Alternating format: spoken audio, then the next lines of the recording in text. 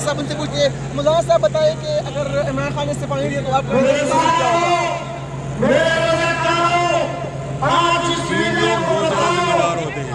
تینوں کے نام میں جیم آتا ہے. جج، جرنیل اور جنرل.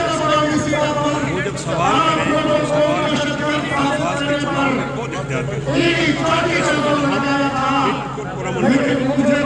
جی چوک ہم سے 1 کلومیٹر دور ہے. 1 گھنٹے میں ہم جی چوک جا سکتے ہیں.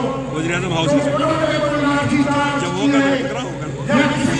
اس طرح سوال کر کے ٹکراؤ کی طرف نہیں جائے گا. ہم لوگ ہیں، ہم استعفیٰ لیں گے، ہر حال میں لیں گے. البتہ اگر ہم نے وزیر اعظم ہاؤس پہ قبضہ کیا، پارلیمنٹ پہ قبضہ کیا، پھر لاشیں کریں گے. لاشوں کے بعد استعفیٰ دے گا نا.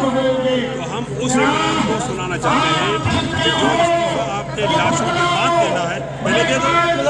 اور صبر پرامن رہنا. 1400 کلومیٹر پرامن رہے. 1996 میں 4 لاشیں گری ہیں. 2014 کے دھرنے میں 16 لاشیں گری ہیں. ہم عمران سے یہ کہنا چاہتے ہیں کہ لاشوں کے بعد آپ جو استعفیٰ دیں گے وہ کریں.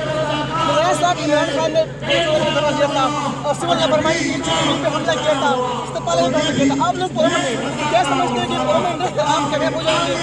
ہاں، اس لیے کہ کبھی بھی دھرنے سے حکومت نہیں گرتی، لیکن جب گرتی ہے تو اسی کی چولی میں جس نے دھرنے دیا ہے. ہم پرامن پیغام دے رہے ہیں. مجھے امید ہے کہ لوگ ہمیں مشہور نہیں کریں گے اور پرامن ہمیں مقصد حاصل کریں گے.